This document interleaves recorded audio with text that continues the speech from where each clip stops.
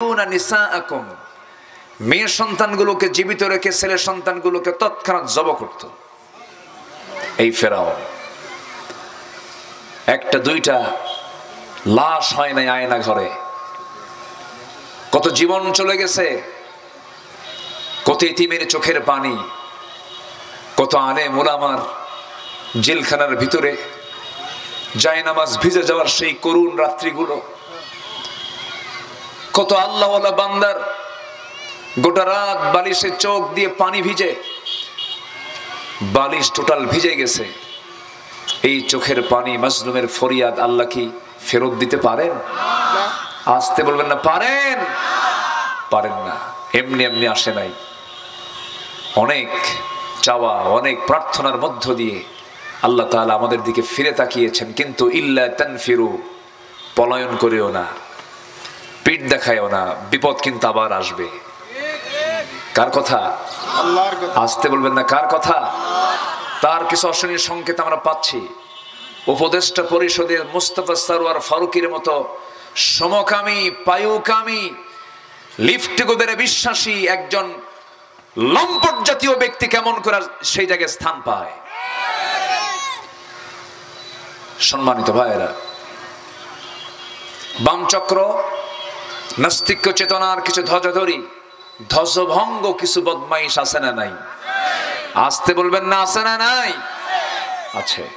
শক্ত হাতে এগুলো মাথায় নিতে হবে, এগুলোকে প্রতিকার করার জন্য সচেতন থাকতে হবে। যুবকরা, তোমাদেরকে আমরা বোকা ভেবেছিলাম, তোমরা বোকা নও, জেগে ওঠো। তোমাদেরকে জাগতেই হবে। পিছে চলে যাবা তো বিপদে পড়ে যাবা। কার কথা?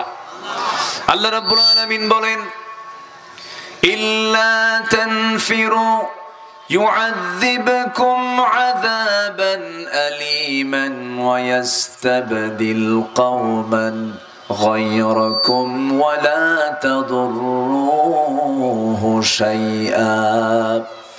তুমি যদি পলায়ন করো, আমি তোমাদেরকে এমন একটা জাতি তোমাদের উপরে চাপায় দেব, তোমরা তাদের কোনো ক্ষতি করতে পারবে না। ইমানদার পলায় না, সামনের দিকে আগায় যায়। ইমানদার পালায় না, এগিয়ে যায়।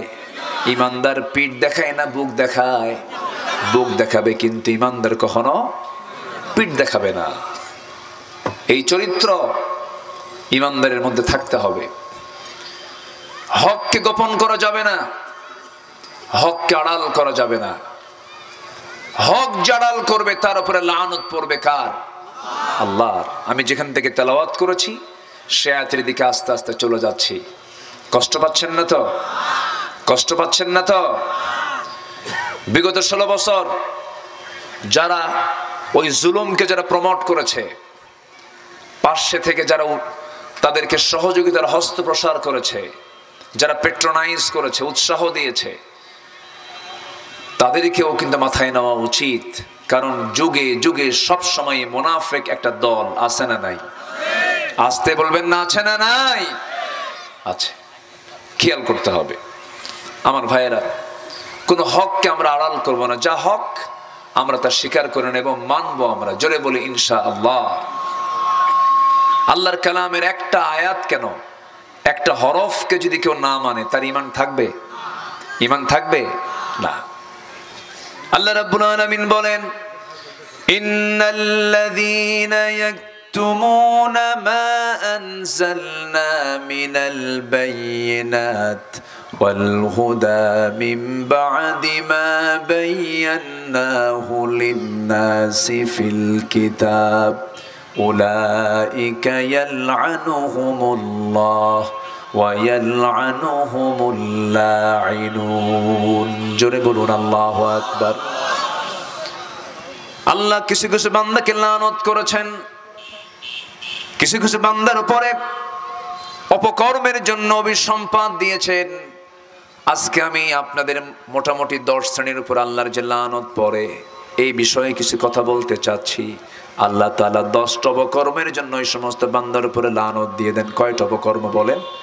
10টা অপকর্ম। এর মধ্যে 1 নম্বর অপকর্ম হলো যারা আমার আয়াতকে যারা গোপন করবে, আমার আয়াতকে যারা আড়াল করবে।